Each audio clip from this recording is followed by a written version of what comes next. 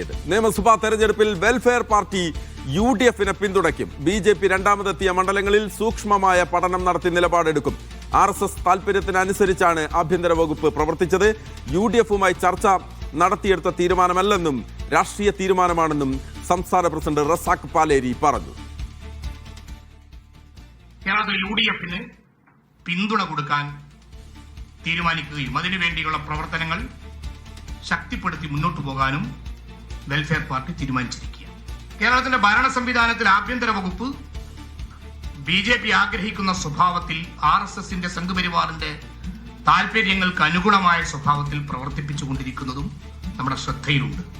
അതുകൊണ്ട് കേരളത്തിന്റെ അന്തരീക്ഷത്തെ, സൗഹാർദ്ദ അന്തരീക്ഷത്തെ തകർക്കാൻ ആരെയും സമ്മതിക്കില്ല എന്ന നിലപാട് സ്വീകരിച്ചുകൊണ്ട് കേരളം കേരളമായി നിലകൊള്ളണമെന്ന കൃത്യമായ കാഴ്ചപ്പാട് മുമ്പിൽ വെച്ചുകൊണ്ടാണ് ഈ നയം വെൽഫെയർ പാർട്ടി രൂപപ്പെടുത്തിയത്. സംഘപരിവാറിന് കാലുവെക്കാൻ കേരളത്തിൽ ഇടം കൊടുക്കരുത്.